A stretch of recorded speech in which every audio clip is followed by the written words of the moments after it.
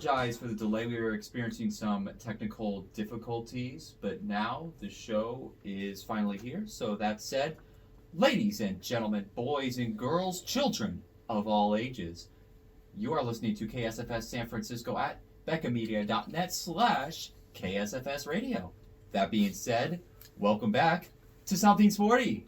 Hello, guys. Happy Monday. Happy Monday. I am Erik, as always, and my lovely co-host, AKA Sid, or you guys always can call me Gian. And how was your weekend? Weekend is fine, but the only thing really bothered me is the rain. Either it completely dries up in the morning, and then the afternoon is super sunny. And then out of nowhere, it started raining again. And then also, I think it was Saturday or Friday, I think so. It was like hailing some part of like SF. Oh yeah, I was actually running through that hail. Oh my god! During practice. Did it hurt? It was like just little like pinches. Uh-huh. It just like rapid fire, but it was like not bad at all. Like it was the first time I saw hail in years. Yes. And also, I'm not sure if since the past week, we have been having like a change of weather. In Twin Peaks, there's some bits of ice on some of the ground near the the thing, the cliff, and there's like some of them are ice and are like snow apparently, yeah. Oh yeah, apparently it was like snowing in parts of San Francisco. Mm-hmm. And also if you go, I'm not sure what mountains near the SJ1 area, but you can see the whole like parts of the SJ. But it's like snow, and everyone's trying to go in there and sometimes ski or snowboarding. But the park ranger started kicking them out because it's private property. Oh, yeah, it's crazy. It's all over in TikTok and everything. What's even crazier is that all of SoCal got snow. Yes. And it's like it's not even like small snow. Like it's like couple feet or inches of snow. Yeah, and apparently San Bernardino got a blizzard warning. What? Yeah. Usually that place is hot. Yeah, but not this case apparently. No. It's crazy. Like my roommate's home was covered in snow. It was like 1 or 2 feet or so. I'm not sure, but it was crazy. Yeah. Hey, that's rare in San Francisco and in California. Yeah, let alone in SoCal. Yes, it's nuts. And that's not even like where like the mountains is, like Big Bear. Big Bear had like almost 6 feet of snow. Like people can't even leave there. Like if you went there and you got stuck in the snowstorm, then you can't even leave. There's so much so much snow in the ground. Like they can't leave. Their car is already like over snow. Was it like high up in the mountains? Yeah, okay, Big Bear's that's like, understandable. Yeah. So a lot of people like trying to go snowboarding, but like skiing and stuff like that. Yeah. But the blizzard like, kind of ruined all the parts of the place. It's crazy. But hey, not gonna lie, it's good to have snow in San Francisco, but it's everything. All the roads here are like hills. Yes. I don't think you're gonna survive. Mostly if you're not 4-wheel drive, your car is gonna start slipping. And I'm pretty sure if there's snow in San Francisco, you should have a full coverage. Yeah, imagine if there's like snow like in the heart of the city. Uh-huh. Do you know how crazy that would be? That's crazy. And like, was that called also like some of the lake just frozen and we can snowboard like Lake Merced? That's actually kind of terrifying because like it's like a steep hill and like cars could be coming in at like any moment. Yeah, and imagine they're coming in and they're like, oh, I think I'm gonna make it, and they start sliding down. So that's why I said you better have a full coverage, because if you don't have liability, you're paying all other people's damages. Or better yet, have a snowmobile. True. Problem solved. But I don't think people will carry snowmobile in San Francisco, at least. At least they have a reason to buy one and return it in like 2 days. Right? Return it in 2 days. Right. As for me, yesterday, me and my roommate saw the Universal Pictures movie Cocaine Bear. What? So, do you know the story of that? No. Okay, so the movie Cocaine Bear is based on this true story of this bear devouring $15 million worth of cocaine. And for a 15-minute period of time, he was the most unstoppable animal in the world. So he was on the next level of Yeah. Yeah, it was insane. What did he do when he was on it? That part is beyond me, but it was like extremely dangerous. Like it could kill anyone. Like no one could touch him for that 15-minute period. He's on steroids. No, worse in this case. Yeah, but anyways, that true story inspired the movie. My review of it, it was insane. Like the story was like bad. It was like jumbled all over the place. There was like no one linear story. For the lack of a linear story there was, the bear's carnage made up for it. Oh, that's good. That like covers like all the like the storyline, but at least you said you had fun watching it. Yeah, it was entertaining. Yes, it was memorable and entertaining and violent to say the least. And it's funny to see it's true to our story, so it's based on. Yeah, and of course Hollywood exaggerated, but this time they did it properly. Check it out. I recommend it. I might probably tomorrow to be honest, since all my classes are gonna be online, so it's good. All right. Before we get carried away, let's dive to some shout-outs. Let's go. So over the weekend, both basketball teams, both the men's and women's teams celebrated Senior Day. Ooh. They acknowledged the seniors who played a role on their respective teams, thanking them for their time and their performance as athletes throughout their respective careers, and we wish them nothing but the best in all their future endeavors, and congratulate them for everything they have done throughout their time as athletes. As a Gator also? That too. Both teams took on Cal State East Bay that Saturday. Both teams, I commentated both games, and based on what I saw, there was a lot of heart and energy put out by both the men's and women's teams. It was a great sight to see. That's good. On a bittersweet day. And it was also bittersweet for me because that was my last time commentating for basketball. Oh, really? Yeah, I mean, it was like my final home game. Oh, okay. Commentating basketball, that is. But yeah. But anyway, both teams showed a lot of heart and energy on the court for some of the athletes' final home games of their careers, as a result, making for great games, like I've said, not to mention a big turnout for both games, and rightfully so. Unfortunately, the women's team fell short, but on the other hand, the men's team got the win in overtime. Oh, that's good. Yeah. As for baseball, they have been on a roll as of late. Before Saturday's game, the second game of their doubleheader, more on that in a moment, they won 8 games in a row to start the season. Ooh, that is good. Yeah, they've been on a good roll as of late. Starting with a win against UCCS at the start of the season. But then East Bay had a little response of their own as they won the second game of that Saturday doubleheader, snapping the Gators' winning streak. Oh, okay. Damn. And there was supposed to be another game on Sunday, but that got canceled due to the rain. Oh yeah, that makes sense. It was raining heavily. Yeah, but there's plans to bring that game to another day, but as of right now, that's to be determined. So right now they are 8-1. They're 9-2. 9-2. Okay. Yeah. It's still pretty good. That's a pretty good record still in the beginning of the season. Yeah, and their season just started too. Yeah. So and their season's like, I'm not sure, like 40, 50 games. I'm not too sure how it works in college baseball yet, but yeah. And then lastly, the softball team, they went up against number 13 Cal State Dominguez Hills.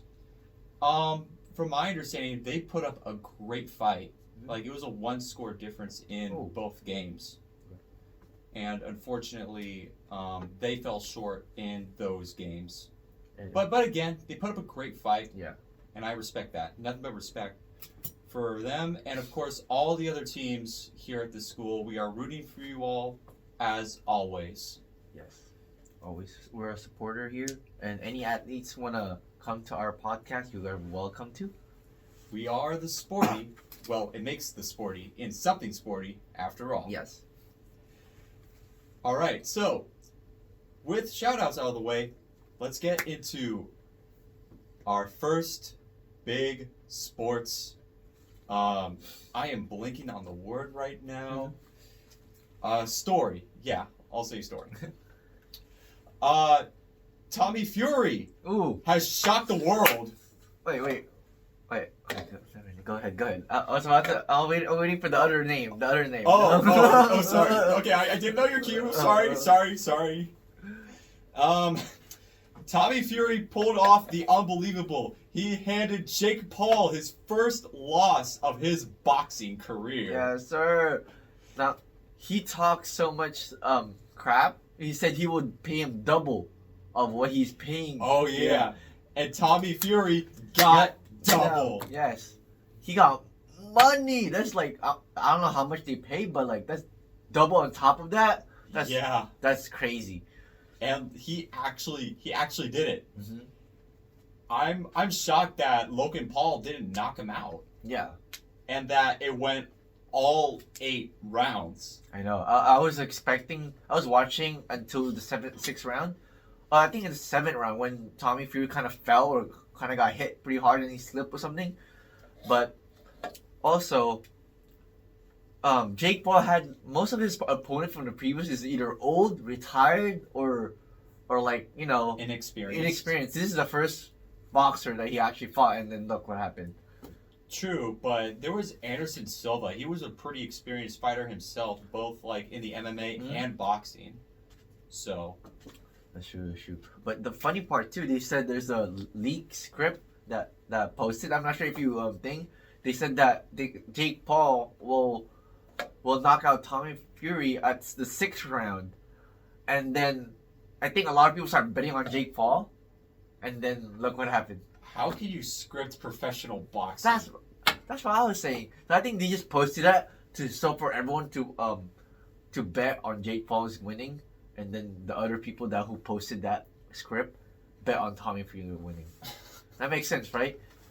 Yeah, I mean, there's like all those NBA script, NFL script memes going on. Yeah, like the freaking Eagles, man. So I guess it makes sense as to why they're doing that now for professional boxing. I mean, if it was like professional wrestling, then okay, that's understandable. But this is boxing we're talking about. Professional, unscripted fighting. Yeah. But anywho, Tommy Fury, he won via split decision, much to the delight of himself and the rest of the Fury family. As like, there was like a lot of high stakes going on for Tommy Fury. Yes, it was a lot of people in that game. It was a fight too. I saw a lot of people like watching. It's crazy. Yeah, and Tyson said that if his brother had lost, he would have, 1, had to change his name, and 2, he would have had to move to an island. He said change his name. Well, at least according to Jake Paul. Oh, what the heck. I think also I see this one guy in TikTok. He said if Jake Paul loses, he will shave his head. And now he's gonna shave his head. I'm not sure what's his name again. He's a TikToker guy. He's pretty up there too. But yeah, okay. It's pretty bad. But yeah, this matchup though, it was a long time coming. Mm-hmm. A match 2 years in the making, as both men have continuously trash talked each other, like you've mentioned earlier. Earlier matchups between them were delayed. Mm-hmm. They were originally supposed to fight on December 18th, 2021. Oh, that's just a long time ago. But then Fury was injured and had some kind of infection too at the time. Okay. And had to back down from the fight due to that. Then Jake Paul claimed that he was too scared to fight Paul, and he was just basically ducking him. Oh, so he just basically like saying that the reason why you don't want to fight me because reason you're sick. You're telling you're sick because you don't want to fight me. Makes sense. And then they were supposed to fight on August 6th of this past summer, but then there was trouble with Fury's visa apparently, and then Paul claimed the same thing. And again, Paul says that he was making excuses. Yeah. And then, what's his name? Hasim Rahman Jr. Was supposed to be his replacement too. Mm-hmm. Tommy Fury's replacement, that is. But then that fight didn't happen. Oh, so he have another fight if Jason didn't Tommy didn't so this fight that got canceled, and the other person's supposed to fight Jake Paul. Yeah. And that one got canceled also. Yeah, because Rahman Jr. was overweight at the time. Oh, so they're gonna be in a different. He was in a different weight class. Yeah, weight class. And of course they wouldn't allow that to happen. So, and yeah, it's just an occurring pattern as we can tell by now. And probably Jake Paul's ego was like super high. Like I was trying to fight them, but no one wanted to fight me. Everyone's trying to back down. Yeah, but at that point, I can understand why Jake Paul was like getting mad because like he just wants to like get back in the ring and fight. That makes sense. But do you think they're gonna have a rematch? I heard he said he's trying to get a rematch. I do believe that a rematch will happen somewhere down the road. Mm-hmm. Like Jake Paul is getting ready for it. So after this loss, he better make it up. Yeah. And I saw some statistics from ESPN. Mm-hmm. It showed that Jake Paul landed 31% of his punches, while Fury landed 29%. Mm-hmm. Paul landed 32% of his jabs against Fury's 25%. However, Fury edged out Paul in power with 33% against Paul's 30%. Oh. But Fury landed more punches with 88 against Jake's 49. Oh. And in that same post, ESPN, their caption was, Jake was the more accurate puncher. Tommy Fury outlanded Jake in every round. Oh, okay. Yeah, he would definitely. 44 to 88 punches, that's almost a half. Yeah, 88 to 49. 49, yeah, that's almost like crazy. Yeah, I mean, now reading those statistics, it makes a lot more sense as to why Paul lost. Yeah. Makes sense. Oh yeah. One reason why Jake lost, he said that it was a Drake curse. I believe it was a Drake curse. Well, it was a Drake curse. Why? Because Drake bet $400,000 on Jake Paul to win. Really? Yes. Oh my god. This is a Drake. He should have Drake shouldn't even freaking announced it, you know? Drake announced? Yeah, Do commentary? Yeah. No, I wish he didn't announce he bet up 400,000 on him. He should just be like, I mean, people were gonna find out one way or another, let's be real here.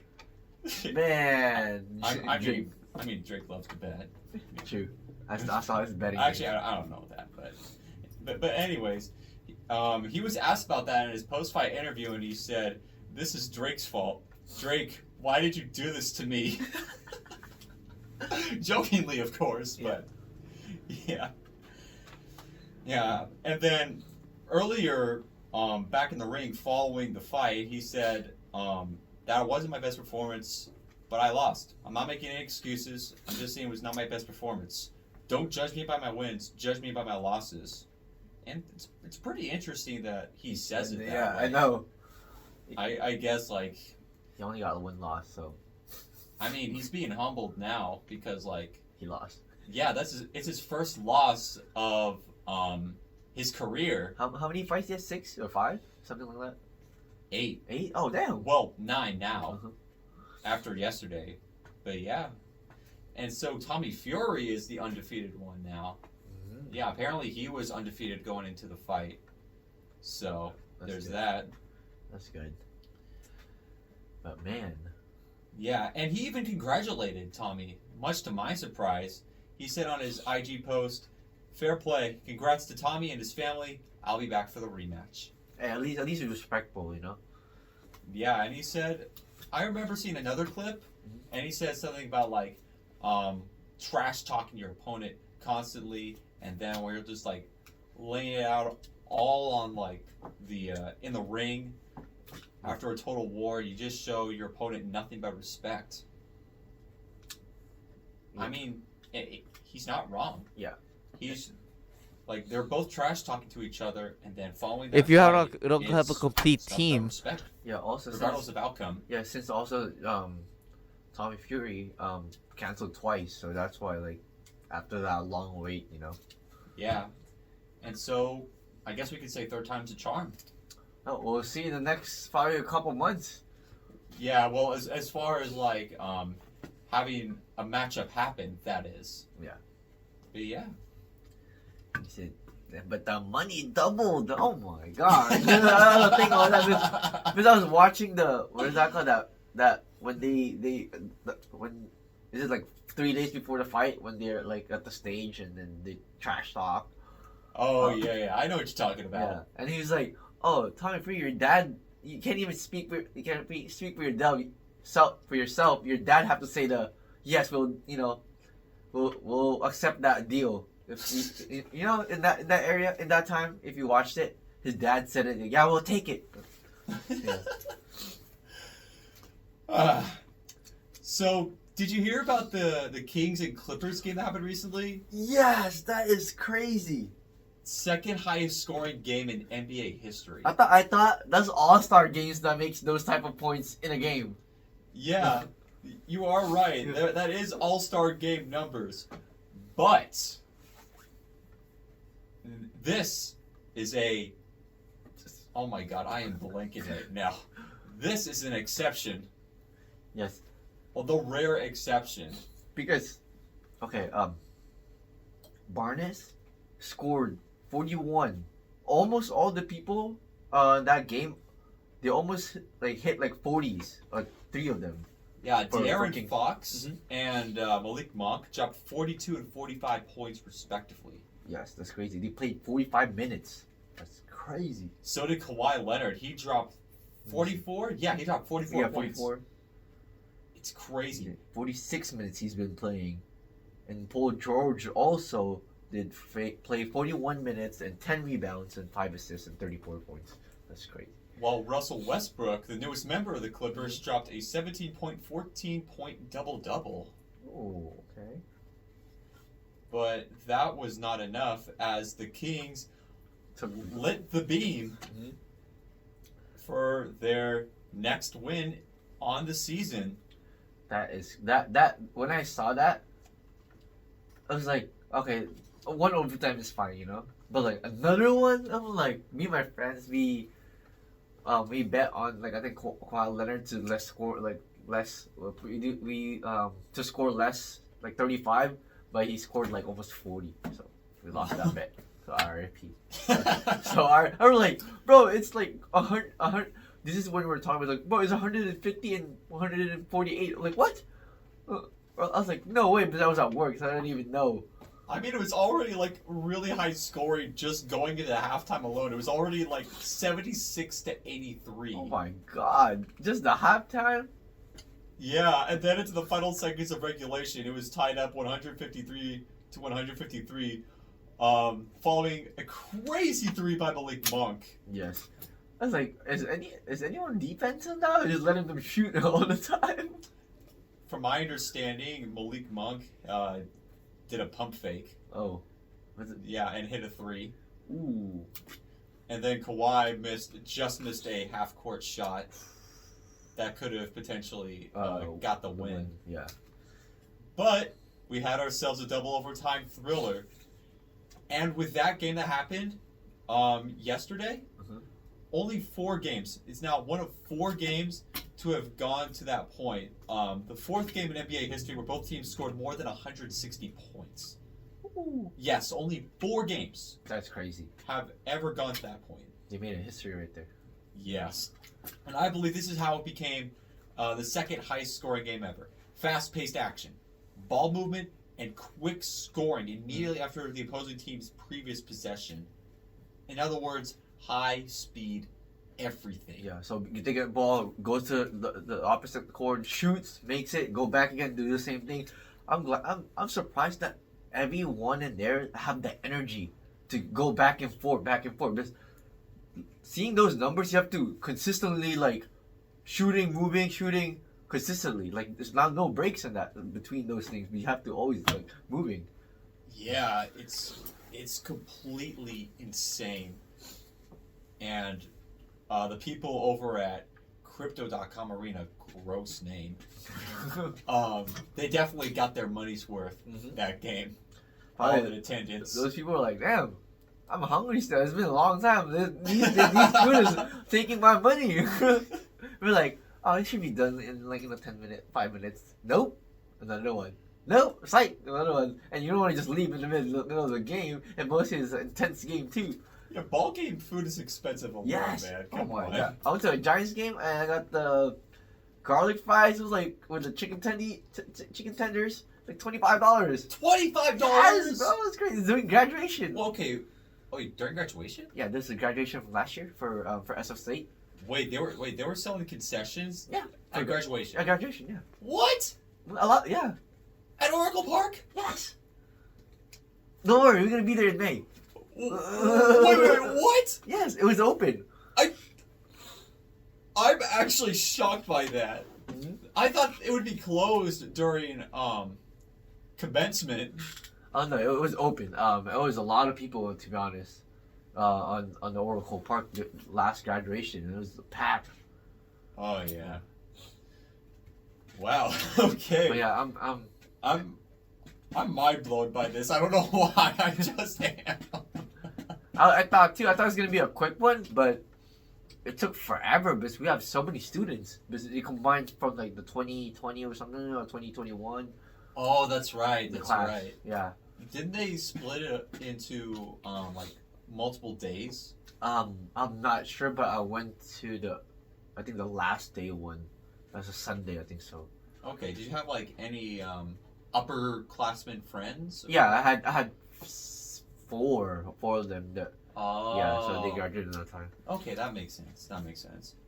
But yeah, it was long. It took like just an hour for all the students to just like walk to get their seats done. Yeah. It took like an hour. An hour? Yes, and we were waiting. I was like, I'm hungry, so I went there to get some food. I'm like, $25. I already finished it, and then I got hungry after the third hour. Oh man. Yeah. All right. So speaking of being mind blown, what else is mind blowing? Damian Lillard dropping 71 points. Yes, I was literally about to say that too. In a game too. Like, did all his teammates just keep passing him the ball? And I saw some of the highlights. He keeps shooting threes after threes after threes. 13 threes in that game. That's crazy. And not to mention, it was the second 71-point game of the season. And it's the first time in NBA history where there's been multiple 70-point games in one season. That's crazy. Apparently, he shot 22 threes and he made 13 of them. Yeah, he shot 57.9% from the field and was perfect from the free throw line. And of course, some deep threes, classic Damian Lillard. Yeah. So, and he became the eighth different player to score 70 points in NBA history. And at the age of 32, he's the oldest player to do such a feat. And the only player age 30 or older to accomplish the feat, according to ESPN Stats and Information Research. That's crazy. Yeah, and he tied Donovan Mitchell's scoring performance too for the season. That is. But I can't believe that he was like, the score is just he's at first at 40. I was like, okay, he's probably gonna stop around that time. But no, he keep going. Yeah. 71. That's crazy. Yeah, and there's been like a huge jump in players scoring so highly. There's been like multiple 30, 40, even 50-point games. And it's being, how do I say this? It's just coming out like hotcakes. Oh yeah, selling like hotcakes. It's like one person does it and then another person, like it's like a domino effect. Everyone started doing it now. Before it was super rare. It's like once in a while, but now it's like boop boop boop. It's the new normal. Yeah. Especially with like all these new stars. You have Joel Embiid, Jason Tatum, Giannis Antetokounmpo, De'Aaron Fox. Yeah, you name them. It's the new era of scoring, pretty much. It's crazy. Pretty soon, 50-point games will be casual. Yeah. probably per quarter. Per quarter. The team probably making 50 points in the first quarter. It'd be crazy. Okay, 50 points from one person in one quarter. Oh, like a team in the team. Okay.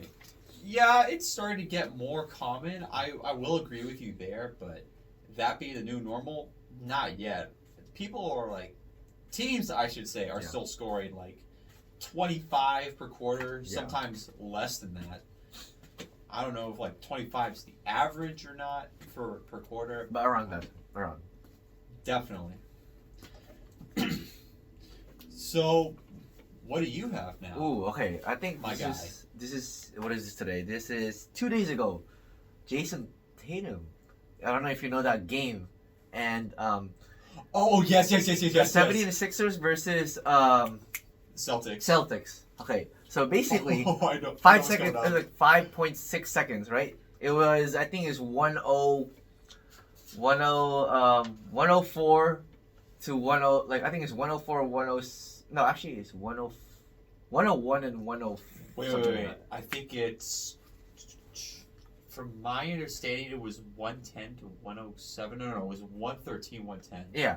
But Jason Tatum scored like within 5 seconds, right? He scored a 3. And then it was only 1.7, right?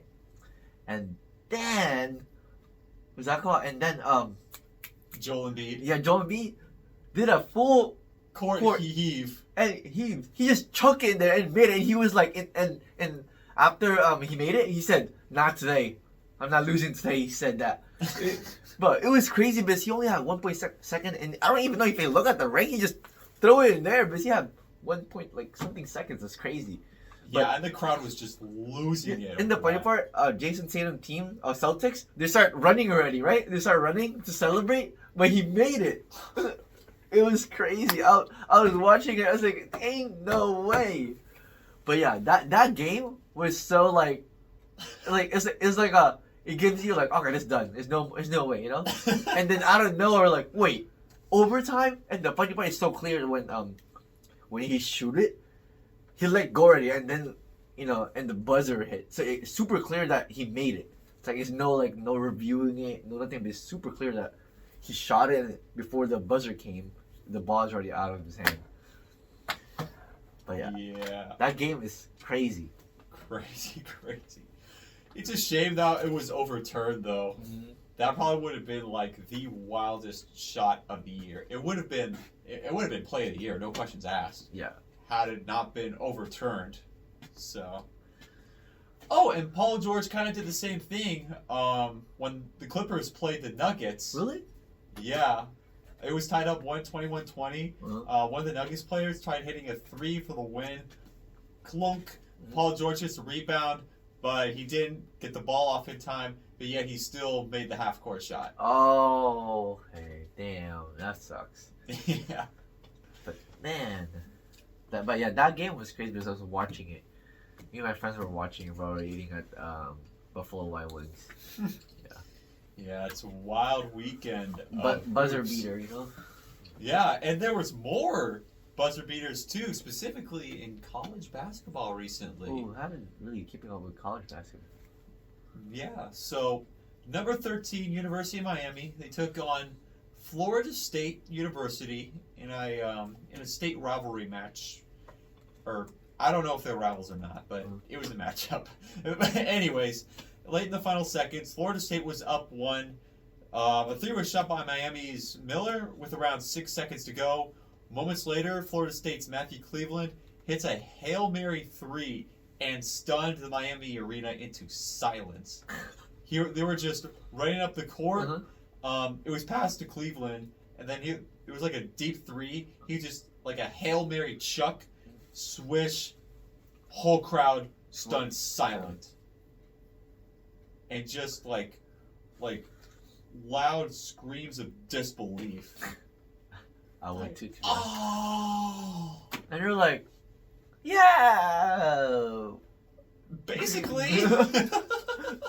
I would be so mad if I was on the opposite team and someone did that and you're like so happy and like cheering already on the court and you're like, get Go back in there.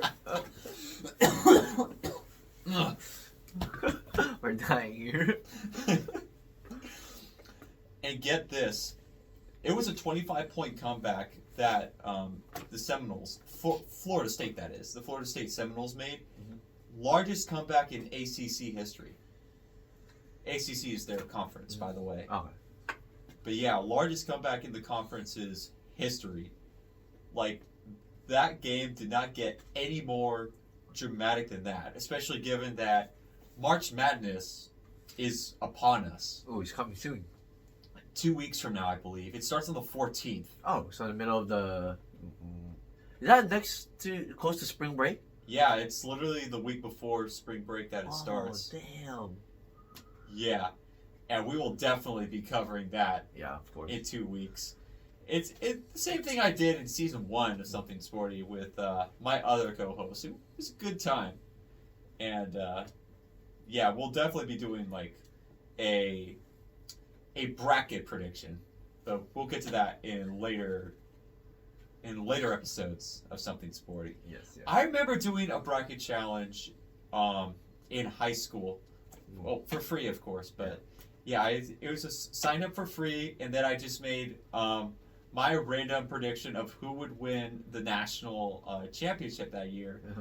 And I rode with Virginia all the way to them winning the national title. I thought they would win it all. Uh-huh.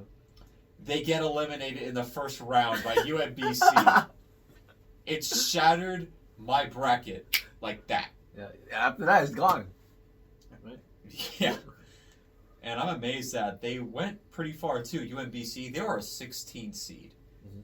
And at the time, they were the only, well, they still are, the only 16 seed team to upset a 1 seed team in the big dance.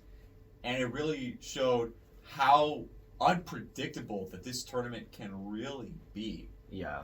And like, it really opened the door for many more monumental upsets during the craziest basketball time of the year. Crazy. The following year, I was thinking of doing the same thing. I'm like, yeah, there's no way in hell I'm doing that again after what happened last year. And guess what happened? Virginia won the national title against Texas Tech in overtime. That is crazy. God. It was just bad luck for me, so that's why I'm staying away from those like free bracket challenges that March Madness does. Hey, Drake needs to stop this. Oh God. Well, I mean, it depends. Like, who's the number 1 seed in all of college hoops right now? Whoever's the 1 seed. If Drake bets on them, the chances are they're pretty much screwed. Hey, I don't blame you. What happened to Jake Paul? Yeah. I mean, there are like a few exceptions. I think it was the Raptors that survived the Drake curse. I mean, Drake goes to their games, so Yeah, most of all the games, if he can usually, most of the big ones. And then there was 2018 where Toronto turned into LeBronto. That's funny. That's a funny name, LeBronto. LeBronto. It's a good name, to be honest. And around the time, like, God's Plan was, like, the biggest song in the world. It was in 2018, that's why. And people were calling the song LeBron's Plan instead of God's Plan. Yeah, all the beeps that time were crazy. I think that's 2018 is like when Vine started, right? Like, or something like that. Or probably No. Vine was, like... way back, huh? Yeah, it was, like, 2013 to 2018, I think. Dang. And then TikTok came in, and it has been dominating ever since. That's crazy, yeah. TikToks. Yeah. Yeah, don't get addicted to TikTok. I think most of my time, my screen time is on TikTok. It's pretty bad. Yikes. And Slack for work. Yeah, Slack I can understand. Yeah. Anyways, Floyd Mayweather apparently had an exhibition fight recently in England. He still fights? Well, Yeah, pretty much. But he's doing exhibition fights at this rate. Mhm. And the sight of it, it was ugly. But hear me out. For the actual event at the O2 Arena in London, Mhm. or whatever it is, I'm not too sure where it is exactly. There was barely anyone there. Oh, so it's literally like, didn't no one want to watch? Like there was, I've seen photos of it, and there was like, I'd say, maybe 100 people at most. 100? Yeah, and there's like an arena that's supposed to fit thousands of people. Yeah. Barely anyone showed up. Yeah, what a just energy like. People have just lost interest in him. Maybe I'm not sure. Because it's not really like, it's like he's just doing it for fun, and then it's not really like people like want to see, you know? Yeah, and in an interview with Yahoo Sports, Floyd said about Aaron Chalmers. That's the guy he fought. He ended up like going all 8 rounds against Mayweather. Like Mayweather wasn't able to knock him down. No, damn, at least, he stood his grounds. Surprisingly, for someone who's like underqualified to fight someone with the best boxing record of all time. Yeah. More on that in a moment.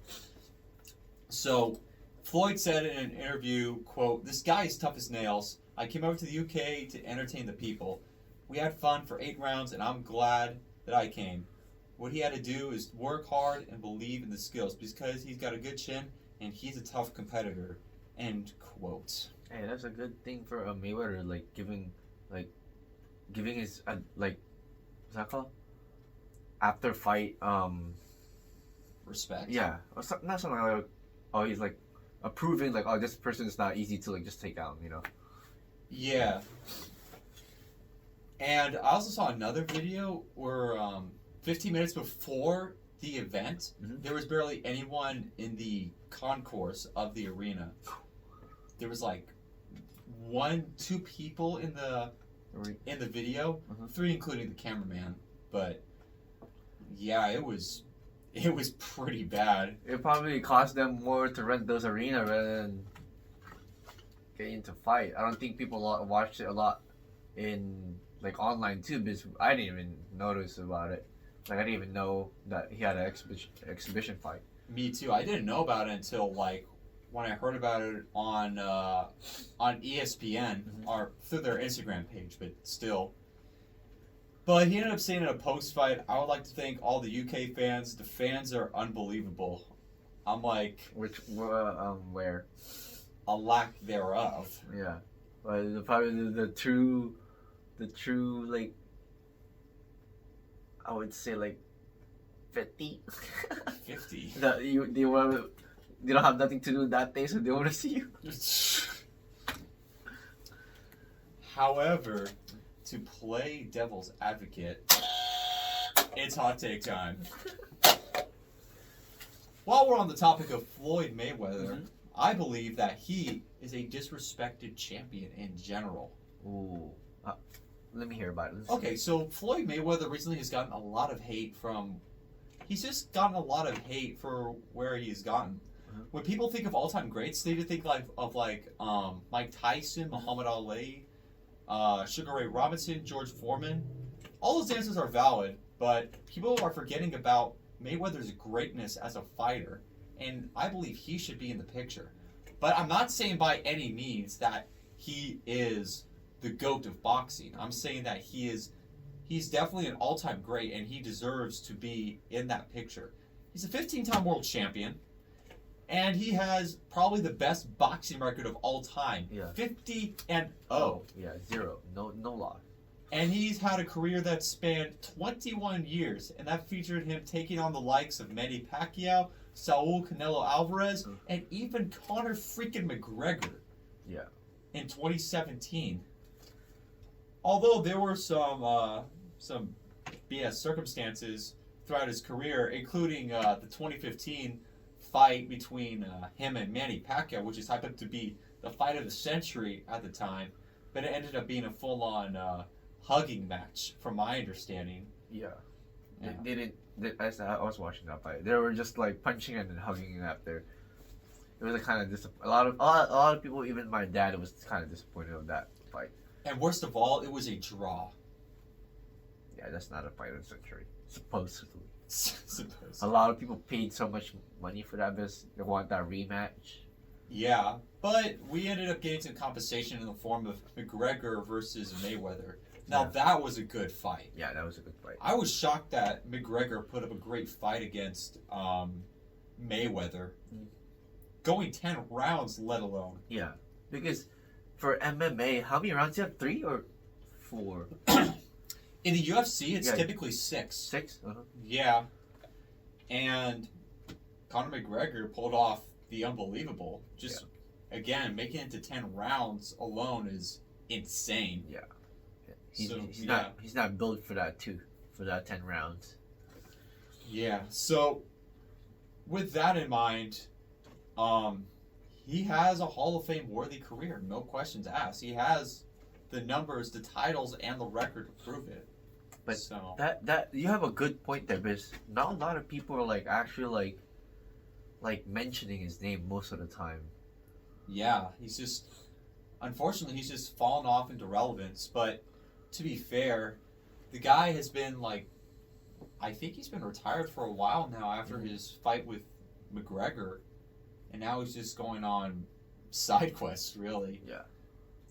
Yeah, to get just getting some more experience and more money, I guess. Yeah, but he already got so much money too. I don't know why he keeps. Yeah, but it's getting more and more rare, I think. Yeah, I think, to be honest, if I was in this situation, this is only my opinion, I would do commentating. You know, that would so many former Tom Brady is gonna be a commentator, like all those stuff. You know. Yeah. So I think that was way better. So you always get seen in the live TV and these type of matches, you know? Yeah, for sure. Now let's get on to some money talk. Ooh. So by that I mean the first of two things. Star third baseman Manny Machado from the Padres recently signed a 10-year, $350 million deal just yesterday. And I know you're a Padres fan, right? Yeah, I have the hat and everything. So I bet you're happy about that news. Yeah. I couldn't find my hat today, but today it was raining. Because when I had a class today, I was supposed to wear my brown jacket with the Padres color of this brown and gold, and then I couldn't find the hat, so I just wore this warm jacket. Yeah. And a beanie, bright ass orange beanie. Yeah. Yeah. So what do you think about this, Gian? I mean, I want to hear from a Padres fan. To be honest, I mean, it will be good for Padres. I'm pretty sure you have a better shot of winning this year. I mean, that guy is 10 years too, so he's gonna be here for a while. Yeah, I mean, he's been around since I think 2012, 2014. So he's been around for close to a decade. Yeah, and he's around. How old is he? He's 30. 32? Something like that. At the oldest? Yeah. I'm not too sure, but at least the way I see it, given that he's a 4-time All-Star and someone who played a significant role to bringing the Padres to the NLCS, I think he deserves that. Yeah. 300 M's. Oh my. Especially when the Padres didn't have their star player in Fernando Tatis Jr. Yeah. After he got suspended for the rest of the season. R.I.P. But he deserved that. But yeah, I thought I would expect to do it 8 years rather than 10 years. But hey, 10 years is still a lot. Oh yeah, you're spending at least the majority of your career on one team, unless there's some huge fallout. Yeah. Or on your team. I have a question. If you have a 10-year contract, can you still retire between those years? What do you... Theoretically, yes. Uh-huh. Well, actually, I don't know about theoretically, but I think if you do retire at some point, I think you still get the money from that contract. Probably they divide like the 350,000 millions, and then divided by like per year. Yeah, say he retires 6 years from now, and I think he'll still be getting the rest of the money from that contract, the 4 years worth from that contract. That is. Yeah. But yeah, but the math is different time, different day. Makes sense. And then recently, the Milwaukee Bucks, a portion of the franchise got sold to Cleveland Browns owners Jimmy and Dean Haslam for $3.5 billion. God damn. I mean, given that like it's a full-on franchise, I can understand that it's like that much. So, but yeah, players better get some, Yeah, maybe some new ownership under that. Maybe the Bucks will get more championships down the road. Look what happened to the Warriors. Yeah. They got Bob Meyer and Joe Lacobs as co-owners, and look what happened to them. They made a full-on dynasty. Yeah, they have how many championship rings now? So under that new ownership, there was 2015, 2017, 2018, and 2022. 4 championships. Yeah, it's crazy. Yeah. Do you have anything else for us? No. I was in about Damon, that freaking 71 points. I was shocked still. Like, if I was in that team and you're making that much, I just give you the ball all the time. Make it to 80, I don't know who's the highest person who made in one game. You better beat that at that point, Wilt Chamberlain has that record with 100 points. God damn! And that's something that's a record that has been untouched for 60 years. Sheesh. The only person that came close to that was Kobe Bryant in 2006 with his legendary 81-point performance. Oh, that's crazy. Yeah, it is insane, man. But yeah, I have nothing for this week. I was so focused on that game. But so we'll have 1 minute. Any shout outs or any funny story? I actually have one. Shit. So, I'm planning at some point this weekend to watch the highly anticipated Creed 3. Ooh! That's the Creed 3, right? Is it? Did it show up already, or? No, it's arriving this Friday. Yeah, and it's already getting stellar reviews. Oh my god! Now I need. Oh my god! I would watch it too, but I'm busy. But that I watched the first one and the second one. Yeah, the first one was great. Yeah. The second one, it was like FE. It was all right. It was like they just made it this. I don't know. Yeah, they just brought in Ivan Drago and his son in the second one. And then the first one was about Rocky Balboa and his understudy in the form of Adonis Creed. And now, with the character completely away from Rocky Balboa's shadow, he's now building his own legacy, and that's what Creed 3 will be all about. Yep. But yeah, I like the previews, like, the sneak peek of that, like, story when he was laying on his Rolls Royce. He's like, "Can I get a signature?"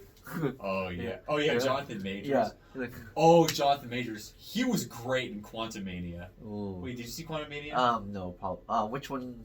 Ant-Man and the Wasp. Oh, Quantumania. yeah. That's it. Yeah, but he was like the best part of the film, no questions asked. Yeah, I predicted like this year would be the year that Jonathan Majors is gonna beat people up, and I say that because of his roles in Quantumania and Creed 3. Yeah. That was huge. I was like, yeah, he is like Jack. Yeah, it's insane how ripped that guy is. But yeah, we'll see if he beats up Adonis Creed in Creed 3. Yep. But to wrap it up, I am Eric, and we have... a.k.a. Sid. This has been an episode of Something Sporty. Thank you so much for tuning in. We truly appreciate it. And we will see you all with maybe a review of Creed 3. Maybe not. We'll see. But in the meantime, we wish you all a great rest of your week. Take care, everyone.